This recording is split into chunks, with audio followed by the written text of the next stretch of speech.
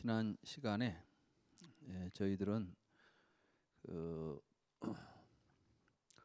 보고 듣고 이렇게 지각 활동을 하면서 이제 의식이 발생한다. 그러니까 의식이라고 하는 것은 이 안에 있는 실체가 아니라 조건에 의해서 나타난다. 이 점을 우리가 이제 바르게 인식하는 게 굉장히 중요합니다. 부처님께서는 어떤 비유를 드셨냐면 나무를 놓고 위에다가 이렇게 문지르면 불이 생기죠. 옛날 사람들은 나무를 마찰해서 불을 일으켰지 않습니까? 이거 이제 그걸 보고 이제 그 뭐 찬목이라고 이게 부싯돌 모양으로 이렇게 이제 문질러서 불을 내는 그 나무가 있는데 불이 본래 없잖아요. 그런데 문지르면은 불이 일어나죠. 그런 것과 마찬가지로 안과 색을 연하여 안식이 생기는 것이지 안식이 있어가지고 보고 있지 않다는 겁니다. 근데 우리는 자꾸 뭐가 생기면 그놈이 먼저 있어가지고 본 것처럼 착각하고 있는 것이죠. 이런 이제 비유를 통해서 18개가 형성이 되면 이제 이런 구조를 통해서 우리에게 또 새로운 의식들이 발생한다는 것입니다. 그러니까 우리는 마치 감정이 있어가지고 느낀다 이런 생각하죠. 사람마다 각기 다른 감정을 가지고 있는 것 같아요. 그런데 이 감정이라는 것도 본래부터 몸 안에 있던 어떤 그 정신적인 기능이 아니라 사실은 이제 살면서 촉이 있으면 촉을 통해서 또 일어나는 것들이에요. 그러니까 이게 계속해서 어떤 조건이 생기면 또 그 조건에 의해서 발생하게 되죠. 처음에는 안과 색이라는 조건에 의해서 식이 발생하지만 식이 발생하고 나면 또 식이 발생한 상태에서 새로운 조건이 만들어진 거 아니겠어요? 그러니까 또 촉이 발생하면 촉으로부터 느낌들이 일어나게 된다는 것이죠. 그런데 이 촉은 지금까지 많은 그 불교를 해설하는 이제 책이나 사람들이 눈으로 우리가 바깥에 있는 뭘 그냥 보는 것 정도로 생각을 했어요. 그런데 눈으로 이렇게 기계적으로 밖에 있는 대상을 내가 의식으로 눈을 통해서 보는 것을 촉이다 이런 식으로 지금 설명들을 많이 합니다. 뭐 불교 대학에서도 그럴 것이고 불교를 교리적으로 설명한다고 하면 그런 설명들을 하고 있는데 그렇게 간단한 게 아니에요. 촉이. 그러니까 촉이 우리가 만약에 그렇게 기계적으로 일어나는 촉이라면 우리는 동일한 사물에 대해서 동일하게 다 느껴야 되겠죠. 전혀 다르다니까요. 어떤 사람은 장미꽃을 보면은 막 기쁘고 장미꽃만 보면 그렇게 막 기분이 좋고 하는 사람도 있는데 어떤 사람은 장미꽃을 보면 배탈이 나는 사람도 있다니까요. 왜 그래요? 촉이 다르니까 그래요. 그럼 왜 촉이 다르겠어요? 촉은 식을 18개라고 하는 의식세계에서 발생하니까 그래요. 18개라고 하는 의식세계는 과거의 경험이 모여서 만들어진 세계예요. 그러니까 사실 여러분들의 의식은 전부 과거의 경험에 의해서 만들어져 있는 의식세계를 가지고 있는 겁니다. 이것은 현대 과학에서 이제 비로소 그러한 사실들이 이제 연구되고 있습니다. 인지과학이라고 하는 인지과학은 이제 우리가 어떻게 대상을 인지하는가. 다시 말해서 이게 뭐 바깥에 뭐가 있다고 알고 우리가 하는 모든 인식 작용들이 어떻게 가능한가. 예전에는 철학에서는 인식을 하는 기능을 인간이 고유하게 가지고 있다고 생각했어요. 이걸 이제 우리가 정신이니 마음이니 이렇게 말했던 것이죠. 그래서 칸트 같은 철학자도 우리는 사물을 지각하고 인식할 수 있는 기능을 본래부터 가지고 있다고 생각했습니다. 그걸 이제 이성이라고 부르고 순수한 이성이 있다고 생각했어요. 이러한 이성은 경험보다 앞서 있다고 생각합니다. 그러니까 이제 이런 걸 보고 선엄 철학이라고 그랬어요. 경험 이전에 이미 우리는 경험할 수 있는 기능이나 능력을 가지고 있어야 된다. 이게 자아다. 이걸 보고 이제 선험적이다 자아는. 그러니까 경험하려면은 먼저 경험하는 내가 있어야 된다는 이야기를 했던 거예요. 근데 요즘 현대 과학에서 이제 과학자들이 인지과학을 하는 분들이 여러 가지 이제 생물학적으로 우리 뇌 구조라거나 우리가 인식하는 이런 것들을 체계적으로 이제 연구를 하면서 내린 결론은 뭐였냐면 자아가 없더라는 거예요. 선험적 자아가 없더라는 겁니다. 그리고 마음은 embodied mind라고 그랬어요. embodied라는 것은 뭐냐면 체화되어 있다. 체화라는 것은 무엇이냐면 경험이, 우리가 어떤 경험을 하면 그 경험이 어떤 구조물로 만들어진다는 거예요. 그러니까 우리들의 마음이라고 부르는 것은 경험에 의해서 형성된 것이지 경험 이전의 마음이 실제하지 않는다는 이야기를 하는 겁니다. 그래서 이제 자아 없는 마음 이런 말을 써요. 영어로는 뭐 selfless mind라고 그래요. 그러니까 마음이 자아가 아니라는 것이죠. 그리고 마음 속에 자아가 없다는 거예요. 부처님 말씀하고 좀 비슷하지요. 오온무하다 그랬잖아요. 부처님께서는 이 몸을 가지고 몸이 없다는 이야기를 부처님 하신 적이 없습니다. 다만 이 몸 속에 자아라고 부를 수 있는 구조가 없다는 거예요. 자, 그럼 우리 몸을 한번 살펴볼까요? 불교 공부는 이렇게 하는 거예요. 부처님께서 오온이 무하다 그랬으면 그래? 내가 없다고? 내가 없다? 있다 없다? 이렇게 해서 이해를 하고 끝나는 게 아니라 자, 내 몸이 지금 여러분들 몸이 현재 있습니까? 없습니까? 현재 몸이 있잖아요. 부처님이 그 몸 없다는 이야기는 한 적이 없어요. 근데 우리는 이 몸이 자아라고 생각하거나 이 몸 속에 자아라는 놈이 있다고 생각하는 거예요, 지금. 우리는 전부 태어나서 죽을 때까지 한 몸을 가지고 산다고 생각하죠. 그렇죠? 태어나는 놈이 죽은 몸하고 한 몸이라고 생각하는 거예요. 이게 이제 자아예요. 태어나서 죽을 때까지 계속 나라는 놈이 있어요. 내 몸이 나예요. 내가 어렸을 때도 나고 지금도 나고 죽을 때도 나라고 불러요. 우리는 지금 어렸을 때 몸도 나라고 불러요. 여러분들이 어렸을 때 사진 보고 이게 나야 그러잖아요. 현재의 나하고 어렸을 때 나하고 모양이 같습니까? 크기가 같습니까? 성분이 같습니까? 여러분들 몸속에는 어렸을 때 몸이 하나도 남아있는 게 없어요. 뼈까지도 다 변했다고. 그런데 우리는 지금 어렸을 때 몸이 현재의 내 몸이고 죽을 때도 그 몸이 죽는다는 생각을 하니까 이걸 우리가 이제 자아라고 부를 수 있는 거예요. 이게 being.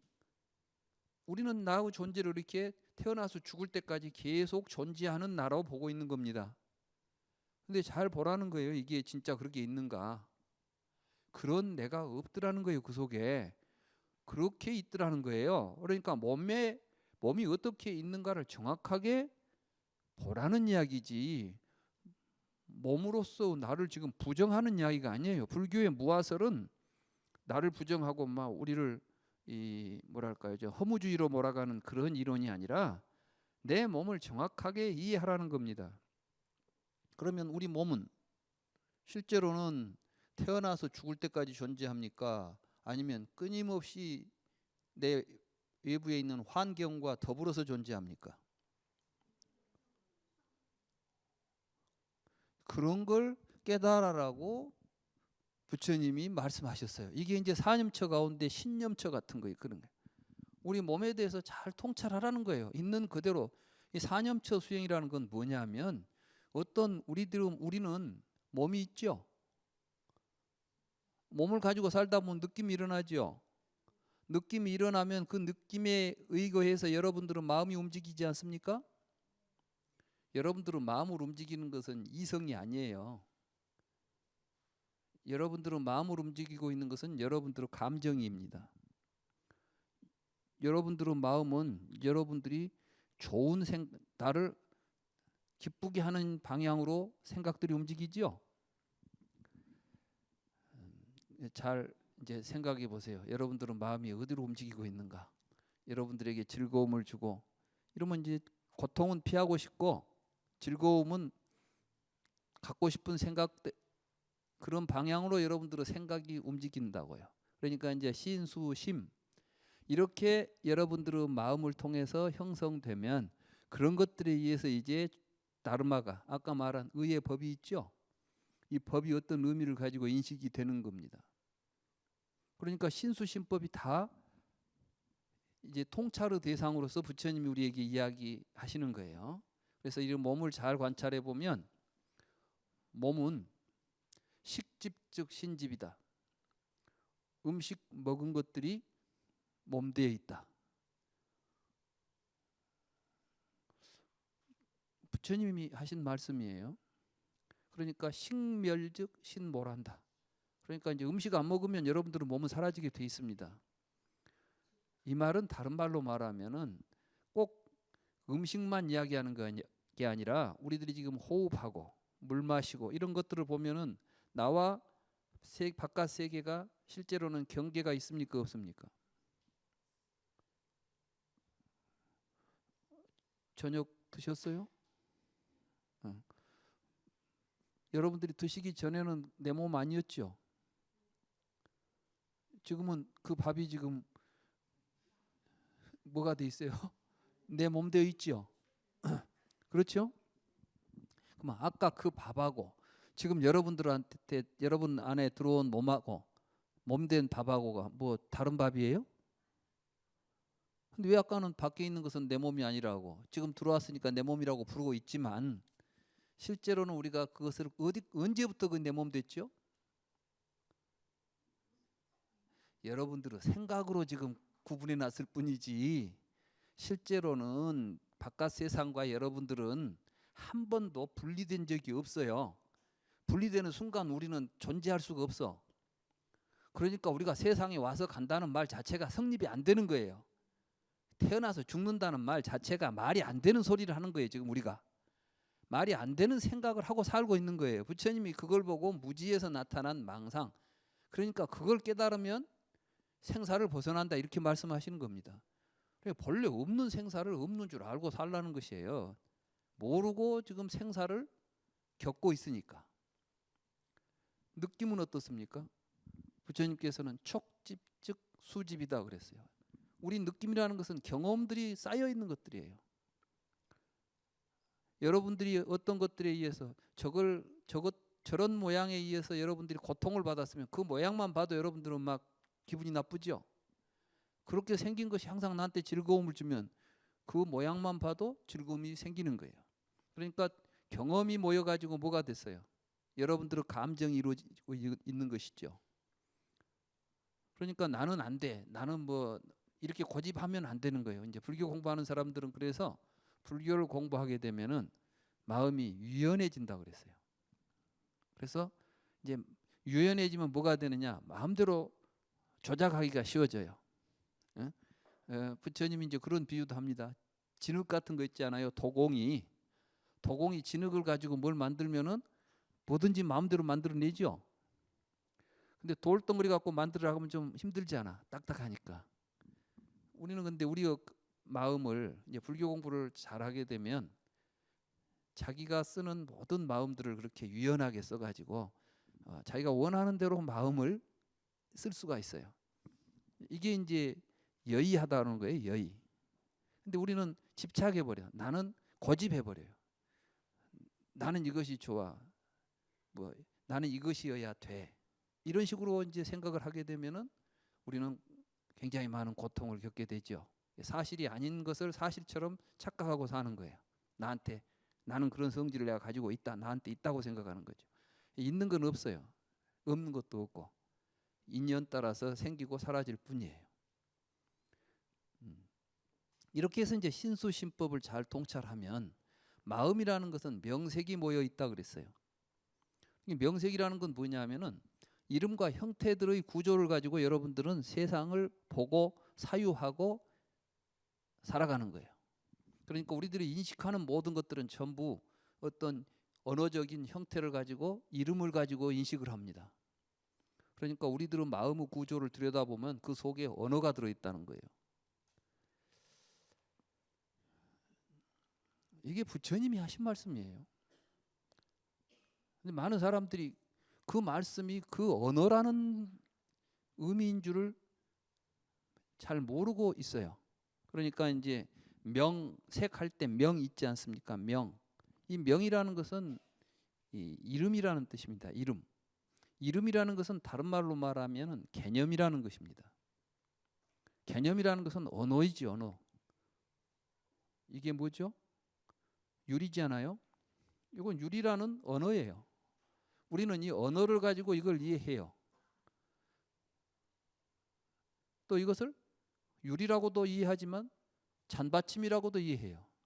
우리가 여기다가 이름을 어떻게 붙이냐에 따라서 우리는 이것을 이해하는 방식이 달라집니다. 그러니까 세상에 있는 모든 것들은 전부 이름을 가지고 있죠. 그 이름은 누가 붙였어요? 본래 그 이름을 가지고 존재했습니까? 우리가 붙였습니까? 그래요. 그러니까 결국은 뭐예요? 우리가 만들어낸 이름에다가 우리가 또 속아 넘어가는 거야. 이게 이제 부처님께서 통찰하라고 하는 사념처예요. 그러니까 이게 뭐 윗바사나 이런 우리가 이제 윗바사나 이런 걸 하면 이제 전부 이 사념처 수행을 윗바사나라고 하는 것인데, 이 윗바사나 수행의 핵심은 뭐냐면 이런 원리를 알아가지고 우리의 마음을 유연하게 쓰고 우리의 마음이 집착하지 않고 이렇게 우리의 마음을 쓸 수 있도록 통찰하는 것이 수행이지 다른 게 아닙니다. 그러니까 결국 불교 공부는 부처님의 말씀을 바르게 이해하고 그 이해에 의해서 자기 자신을 통찰하고 그 통찰을 통해서 스스로 그렇다는 사실을 깨닫고 그 깨달음에 의거해서 자기 자신이 원하는 삶을 자기가 만들어갈 수 있으면 이게 진정한 이제 불교 수행인 것입니다. 여기에 이제 부처님께서는 그렇기 때문에 우리가 이 세상을 이 세상에 있는 모든 존재들, 나와 세계라는 것이 어떤 식으로 일어나고 있는가를 살필 필요가 있다는 거예요.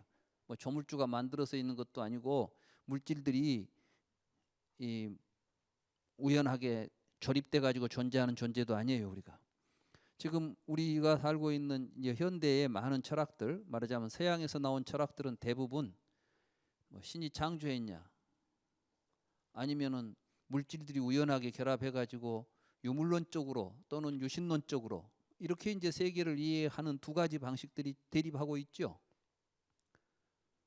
창조론하고 진화론 이런 게 대립하지 않아요. 불교는 뭐예요? 불교는 창조론도 진화론도 아닙니다. 연기론입니다.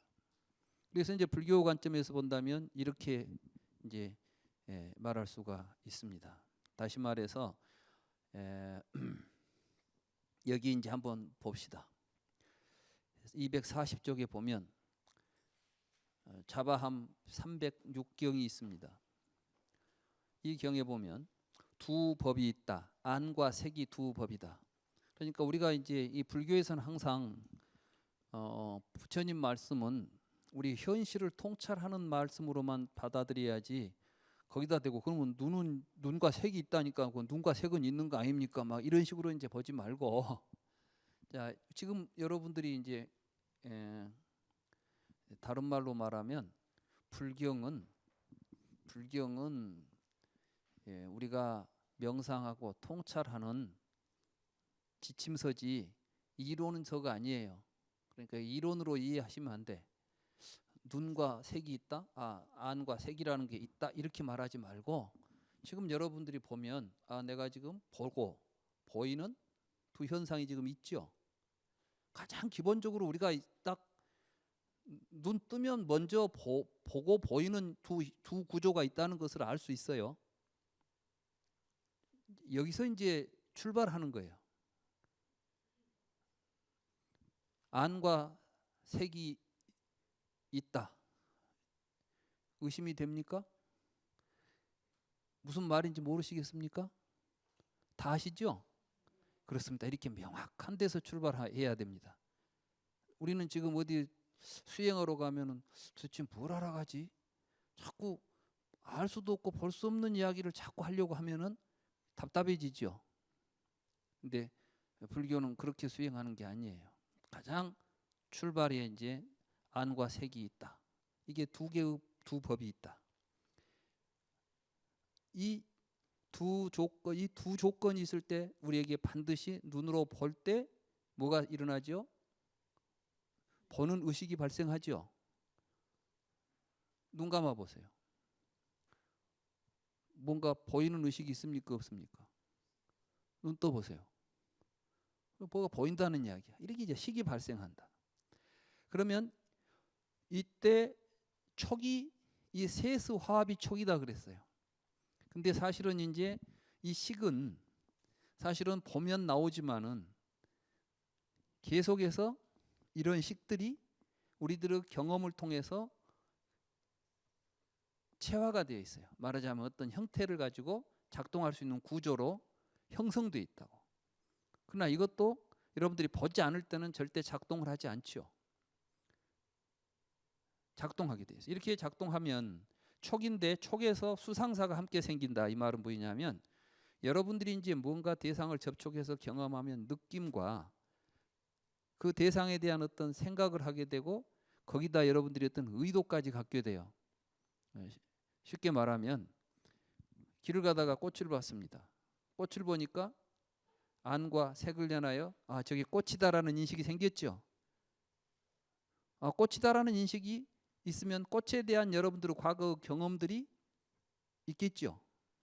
그래서 이제 저 아름답다라는 느낌이 일어나기도 하고 아름답다고 하면서 야 이것은 저 꽃이 보니까 뭐 무슨 꽃 같아 또는 뭐 어디에 어울릴 것 같아 이런 생각들을 하죠. 여러 가지 이제 보니까 그 대상에 대해서 생각을 하게 되고 그 다음에는 그것을 가지고 어떤 의도를 갖게 돼요. 이걸 꺾어갈까? 아니면 다른 사람도 보게 그대로 둬야 될까? 어떤 의도를 갖게 돼. 이게 이제 수상사예요. 지금 이 이야기는 어떤 이론이 아니라 우리가 실제로 살면서 보면 어떤 의식이 생기는데 그 의식이 일어났을 때 비로소 우리는 감정을 이걸 이제 이때 촉이 생긴다는 게 촉. 그 경험을 통해서 우리에게 느낌이 일어나고 느낌과 동시에 또 사유하게 되고 그것을 사유를 토대로 해서 뭐가 일어나죠? 의도가 발생하죠. 이게 수상사예요. 그러면 이것이 사무세금이다 그랬어. 사무세금이라는 거 뭐냐면은 오온 가운데 수상행식 있죠. 수상행식을 무색음이라 그래요. 음이라는 건 온이란 뜻입니다. 그러니까 색은 아까 이제 안과 색 이게 색이죠. 그 다음에 안과 색을 연해 식이 발생했죠. 식이 발생하니까 그 식이 발생한 조건을 토대로 해서 촉이 발생하고 촉으로부터 수상사라고 하는 새로운 어떤 우리들의 어떤 심리적인 작용들이 일어나지 않아요? 그러면 이게 이제 네 가지 결국은 오온 가운데 수상행식이라고 하는 네 가지 온을 형성하는 내용들이 된다 이 말씀이에요. 그러니까 우리가 지금 오온이라는 말을 하는 것은 오온이라는 존재가 밖에 있어서 부처님이 오온이라는 존재를 우리에게 알려주고 있는 게 아니라 우리들이 5가지로 존재로서 생각하고 있는 것들은 12처에서 18기가 형성되고 18기가 형성된 가운데서 초기 경험이 일어나면 그 경험을 토대로 해서 수상사라고 하는 의식이 일어나도록 되어 있어요. 그거는 우리 인간 의식이 그렇게 작동하도록 되어 있어요. 보편적이죠. 누구나 다. 그러니까 그 구조 속에서 우리는 마치 색이 있고 수상행 이런 것들이 개별적으로 존재하는 것처럼 생각하지만 이것은 촉에서 발생한 수상사가 모여가지고 쌓여서 된 것들이에요. 그래서 안과 색 이거 이제 색법이죠. 그 다음에 이들 법 다시 말해서 수상행 색식 이 네 가지를 사람이라고 하면서 이들 법에서 사람이라는 생각을 하여 다음과 같이 말한다. 나의 눈이 색을 보고 나의 귀가 소리를 듣고 우리는 전부 내가 눈으로 색을 보고 귀로 소리를 듣고 이런 생각을 하죠. 나라는 생각이 일어나는데 그 나라는 생각을 일으키는 구조가 오온이에요. 그러니까 여러분들은 이제 이 몸을 가지고 나라고 하고 느낌을 나라고 부르고 생각을 나라고 부르고 의도를 나라고 부르고 그 분별하는 의식을 나라고 부르고 있습니다. 이걸 나로 취하고 있을 때 이걸 보고 오치온이라고 부르는 것입니다. 이게 이제 불교에서 말하는 모든 존재들이에요. 그러니까 이 존재는 어디에서 나왔어요? 12처에서 연기한 것이죠. 그러니까 이것을 연기한 이것을 가지고 분석을 해가지고 뭘로 되어 있냐고 물어볼 필요가 있겠어요, 없겠어요? 누가 만들었냐고 물을 필요도 없고 또 무엇으로 되어 있냐고 물을 필요가 없습니다. 왜? 우리는 신체적인 이 구조를 가지고 살기 때문에 그 삶을 통해서 지금 색도 색수상행식이라고 하는 5가지 존재에 대한 생각을 갖게 된 겁니다.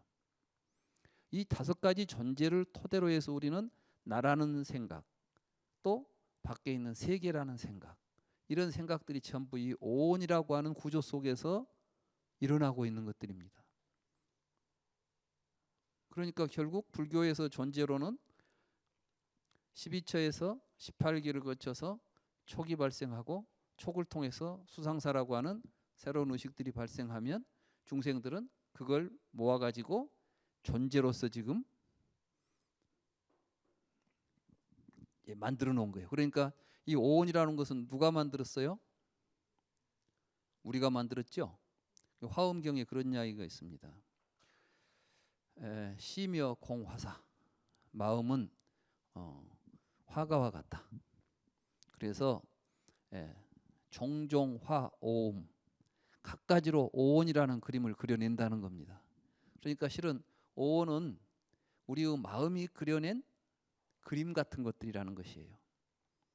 실제로 부처님께서 그 그림 이야기를 하십니다. 자, 보실까요? 오온 마음은 화가와 같아서 오온을 그려낸다, 이런 이야기는 화엄경의 이야기지 초기경전에는 이런 이야기가 없을 것처럼 생각하는데, 사실은 화엄경 이야기가 초기경전 이야기를 갖다 쓴 거예요.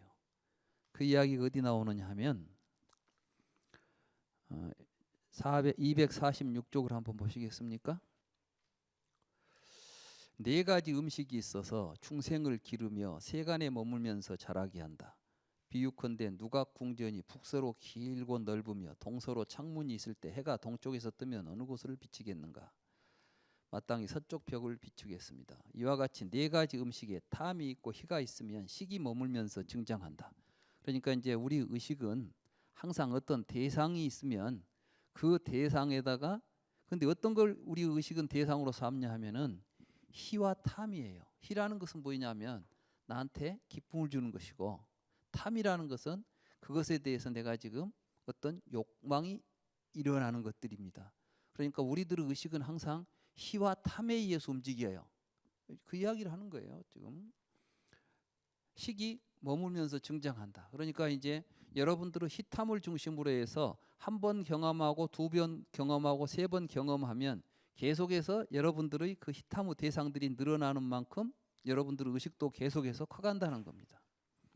그래서 근데 서쪽 벽이 없다면 어느 곳을 비추겠는가? 허공을 비추어 의지할 것이 없습니다. 그러니까 대상이 없으면 비추지 않겠죠. 그러니까 희탐이 없으면 우리의 의식은 그걸 대상으로 삼지를 않아요. 이 세상의 모든 것들은 다 우리가 이제 우리 의식의 대상은 전부 뭘 갖고 있냐면 이름을 가지고 있어요. 여러분들은 그러니까 이름이 없는 것은 인식을 못해요. 내가 여러분들한테 뭘 봤냐고 물으면 여러분들은 나한테 이름을 이야기하죠. 근데 내가 뭘 봤냐 이렇게 말했는데 이름이 없는 것을 여러분들은 봤다는 말 할 수 있겠어요, 없겠어요? 오늘 참 여러분들은 아주 중요한 걸 깨달으셨어요. 지금까지 여러분들은 무엇을 그냥 본 줄 알았죠? 이름을 가지고 보는 거예요. 이게 바로 명색이에요, 명색. 그러니까 우리는 어떤 이름과 형태를 여러분들이 이미 이게 컵이라는 이름이 없으면 여러분은 이 세 가지를 분별하지 않아요. 뭘로 보냐면 그냥 유리로 봐버려. 유리라는 이름만 있으면 똑같은 유리의 형태만 다르지 똑같은 유리라고 말해요. 그렇죠? 근데 지금 여러분들이 형태도 다르지만은 각기 다른 존재라고 보죠. 요건 컵이고 이것은 컵 받침이고 이것은 쟁반이고 이렇게 이름이 다르니까 다르다고 보는 거예요. 또 그런데 이 쟁반이 말이죠. 이건 이제 유리로 됐지만은 나무로 생겼어도 이름이 같으면 같다고 해요. 또 이게 이제 유리로 된 쟁반하고 나무로 된 쟁반, 플라스틱 쟁반이 있다면 여러분들이 그걸 보고 다 똑같은 쟁반 이렇게 말하죠. 이름이 같다면 같다고 말한다니까요. 그 이름은 무엇 때문에 지었어요? 그 본래부터 그 이름 가지고 있는 것들이에요. 여러분들이 욕구를 충족시켜 줄 때 컵을 맨손으로 들고 다니기가 그러니까 받침을 하나 해야 되겠는데 그 받침을 내 욕구를 충족시켜주고 그걸 받침으로 쓰니까 내가 편리하고 좋잖아요. 그러면 우리는 이제 거기다 이름을 하나 붙여놓는 거예요. 그러니까 우리의 욕구를 동일하게 충족시켜주면 동일한 이름이 붙는 거죠. 그것도 마찬가지잖아요. 플라스틱으로 됐든 나무로 됐든 유리로 됐든 물을 따라서 마실 수 있는 우리의 욕구를 충족시켜 주면 컵이라는 이름을 부르는 거예요. 그러니까 이제 이런 식으로 그래서 비유컨대 화가나 화가의 제자가 여러 가지 물감을 모아서 색을 칠하고 그림을 그려 갖가지 모습을 만들려고 한다면 그 화가는 색을 칠하고 그림을 그릴 수 있겠는가? 그렇죠. 이제 뭐가 이게 화판이 있으면 거기다 그림을 그릴 수가 있겠죠. 근데 허공에다는 그릴 수 있겠어요, 없겠어요? 허공에다는 그릴 수가 없어. 그러니까 욕망의 대상으로서 이런 것들에다 그림을 그리는 거예요. 그러니까 우리의 마음이 그림을 그릴 때는 항상 히탐이 작용한다 이 말이죠. 벌써 여기서 이제 화가가 그림 그린 이야기 나오죠. 이 네 가지 음식, 이제 앞으로 이 네 가지 음식이라는 건 뭐냐면 부처님은 이제 또 비유로 우리들이 어떤 것들을 존재화시키려고 할 때 우리는 음식을 먹으면은 몸이 이렇게 커가지요. 그것이 이제 단식, 촉식, 의사식, 식식이라고 하는 이 네 가지가 오온의 음식이 된다고 생각했어요. 그러니까 여러분들이 먹는 음식을 단식이라고 그래요. 여러분들이 음식을 먹어가지고 이 몸이 형성되고 유지되지요. 그럴 때 이제 여러분들은 이 몸을 가지고 이제 색이라는 색신, 이 모습을 가지는 이런 모습들을 여러분들은 계속해서 존재하는 걸로 취할 수가 있는 거예요. 그 다음에 이제 경험이 있잖아요. 촉을 통해서 뭐가 일어난다고 그랬죠? 수가 일어난다고 그랬죠? 촉을 잖아요. 수가 일어난다. 그러니까 이제 경험이라는 것이 음식이 돼가지고 여러분들의 감정을 계속해서 유지시키고 키워가는 거예요. 그리고 음식을 먹으면은 내 몸이 유지되고 성장하죠. 그런 것처럼 오온이라고 하는 우리 중생들이 자라고 생각하는 자아의식이 이 네 가지 음식을 통해서 계속 커가고 유지된다는 이런 이제 표현을 하시는 겁니다. 이게.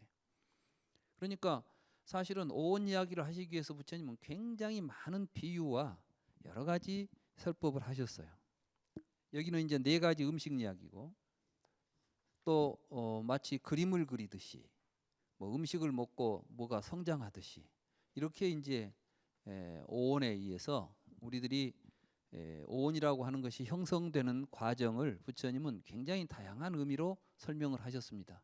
그런데 대부분 지금 우리들이 오온을 공부할 때 보면 오온을 이렇게 연기하고 있는 구조, 그걸 우리가 직접 통찰해서 스스로 나 자신이 나라고 생각하고 있는 이 다섯 가지를 대상으로 해서 어떻게 이것이 연기하는가를 통찰할 수 있도록 사실은 이제 공부를 해야 되는데 오온은 색수상행식이다. 색은 물질이고 수상행식은 뭐 정신이다. 이래놓고 오온다 알았다 이렇게 해버리면은 사실은 불교 공부해봐야 별로. 그러니까 이제 우리는 교리는 교리대로 알고 수행은 또 따로 해요. 교리하고는 상관없는 수행을 하는 거예요 이제. 근데 사실은 교리하고 상관없는 수행은 참된 수행이라고 할 수가 없습니다. 부처님 이 경전을 우리가 읽어보면은 우리가 어떻게 우리의 마음을 통찰하고 어떤 생각을 가져가야 될지에 대해서 쭉 보여주지 않습니까? 그러니까 경전을 읽는다는 것 자체가 굉장히 중요한 거예요. 바르게 본다는 것이. 경전을 잘못 보게 되면은 올바른 의미를 다 놓쳐버릴 수밖에 없는 것입니다. 그렇다면 이제 우리가 이 오온이란 본래는 뭘까요? 이제 이게 굉장히 중요한 내용인데 거기 이제 253쪽을 한번 보시기 바랍니다. 우리는 지금까지 이 내가 이제 몸과 여러 가지 정신 현상들이 결합되어 있는 것이 오온이다.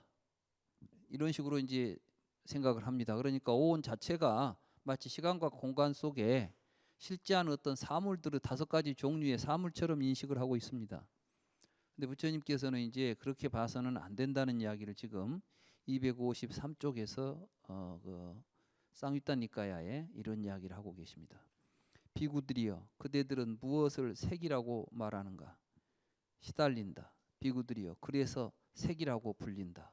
무엇에 시달리는가? 추위에 시달리고 더위에 시달리고 굶주림에 시달리고 질병에 시달리고 파리 모기 바람 열에 시달리고 뱀에 물려서 시달린다. 비구들이여 그래서 색이라고 불린다. 여기서 이제 우리 한글로 번역을 해놓으면 좀 이 경의 의미가 잘 안 살아나요. 근데 여기서 내가 시달린다라고 번역한 이 말은 루빠띠라고 하는 동사예요. 그러니까 이제 산스크리트로 루빠띠라고 하는 동사가 있는데 이 루빠띠라는 것이 뭐냐면 뭐 저촉이 되고 뭔가 자꾸 그 걸리작거리고 또는 그 성가시개마가 되는 거 이런 걸 이제 루빠띠라고 그래요. 여러분들은 몸이 있으면 예를 들면 여러분들은 몸의 한계를 어디서 느끼냐면 여러분들이 가다가 뭐가 부딪힐 때 여러분들은 자기 몸이 있다는 것을 알게 되죠. 모기가 물 때 저놈이 나를 물었다 할 때 내 몸이 물렸다고 생각하잖아요. 이런 건 현상을 보고 루빠띠라고 그래요. 루빠띠. 그러니까 우리가 지금 내 몸이라는 생각을 일으키도록 하는 데는 루빠띠라고 하는 뭔가가 지금 거리끼고 뭔가가 성가시고 뭐 이럴 때 우리가 몸이라는 그래서 그걸 루빠라고 부른다는 거예요. 그러니까 지금 이 경의 의미를 우리가 좀 잘 이제 살펴야 될 게 뭐냐면 쉽게 좀 이야기하면 루빠는 명사입니다. 루빠띠는 동사고 그런데 명사보다 동사가 우선한다 이 말이에요. 그러니까 루빠띠 하기 때문에 루빠라는 이름이 붙었어요. 그러니까 이 세상에 있는 모든 명사는 본래 동사에 근거하고 있다 이런 말을 지금 이런 말씀을 하고 있는 거예요. 그 다음에 이제 그대들은 무엇을 수라고 말하는가? 그러니까 우리들이 느낀다, 느낌이라고 말하죠. 느낌, 감정. 그러면은 부처님께서 여기 때는 이게 이제 웨다나라고 하는 건데 이거는 웨디아띠, 느낀다. 그래서 수라고 불린다. 그럼 이제 생각한다. 상이란 무엇인가? 관념적으로 생각한다. 싼냐는 싼자나띠 하니까 싼냐라고 부른다.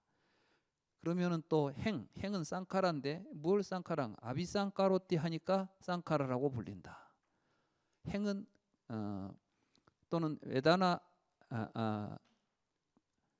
그 다음에 이제 식은 무엇이냐? 식은 위냐나인데 위냐나라는 것은 위자나띠 하니까 위냐나라고 부른다. 그러니까 전부 지금 뭐죠? 동사의 명사형이다. 동사가 우선이다. 이런 이야기를 하는 거예요. 제가 지금 이제 이 불교의 존재론을 여러분들에게 강의하면서 가장 이제 핵심적으로 해드리고 싶은 것은 불교에서는 존재의 본성은 동사다. 이런 이야기를 하는 겁니다. 이해가 좀 안 되죠? 그러면 이제 예를 들어서 이런 거예요. 우리는 비가 내린다 그러죠. 오늘 비가 내리죠. 오늘 비 오지 않아요? 비가 내린다. 그러면 비가 있어가지고 내릴까요? 내리니까 비라고 부를까요? 그래요. 내리는 것을 비라고 부르지 비가 내리고 있질 않아요. 이해가 되세요? 자, 하늘에 구름이 떠다닙니다. 구름이 떠다닙니까? 아니면 떠다니니까 구름이라고 부릅니까? 자, 물방울이 떠다니면 구름이라고 불러요. 그 떠다니던 놈이 밑으로 떨어져 내려오면 뭐라고 부르죠? 비라고 불러요. 이 비가 또 땅 위를 흘러다니면 뭐라고 불러요? 강이라고 불러요. 그러니까 구름이 있어갖고 떠다니고 비가 와서 있어서 내리고 강물이 흘러가고 막 이런 것처럼 우리는 이야기하잖아요. 근데 사실은 비 속에는 비가 없다니까. 내리니까 비지. 비 자체가 내리고 있질 않아. 무슨 이야기인지 아시겠어요?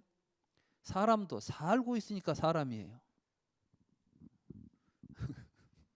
죽어버리면 사람이라고 안 해. 우리의 본질은 동사예요. 아까 내가 또 삶이 나와 세계를 만든다고 그랬죠? 산다는 것은 동사입니까? 명사입니까? 동사잖아요. 그래서 이제 불교의 존재로는 명사로 세계를 설명하는 게 아니라 부처님은 동사로 설명하는 겁니다. 그러니까 12처도 알고 보면 동사예요. 보니까 보이고 보고 보이는 일이 벌어지지 안 보면 안 일어나죠. 그러니까 사실은 보고 듣고 냄새 맡고 맛보고 만지고 생각하면서 사는 가운데 우리들에게 세상도 나오고 나도 나오고 너도 나오고 이런 것들이 벌어지는 거예요. 그래서 부처님께서는 이것을 보고 이제 업보라고 불렀습니다. 그러니까 업보는 있으나 작자는 없다. 비가 내리고 있는 비는 없어요. 다만 내리니까 비라고 불리는 일이 있을 뿐이죠. 그러니까 비가 내리는 것은 업보죠. 거기에 비라는 것은 작자예요. 우리는 마치 비가 온다. 도둑놈이 도둑질을 한다. 뭐 이런 식으로 생각을 하잖아요. 근데 사실은 도둑질을 하니까 도둑놈이다. 결국은 이제 동사가 존재를 결정하는 거예요. 오온도 다 기본은 동사입니다. 그러니까 오온을 이제 다른 말로 말하면 우리는 이 몸을 가지고 부대끼면서 살아요. 그죠? 그러니까 이제 이걸 그때 몸이라고 부르는 것이에요. 또 이 몸을 가지고 부대끼고 살다 보면 느낌이 생겨요. 그렇죠? 그러니까 이제 느낀다고 말하는 거예요. 느낌이 있다고 말하는 거예요. 또 생각하니까 이성이 있다고 말하는 것이고. 그래서 오온의 본질은 우리들의 삶입니다. 그래서 삶이 곧 존재를 이룬다. 이런 이제 말씀을 드리고 싶습니다. 이 시간은 여기에서 강의를 마치도록 하겠습니다.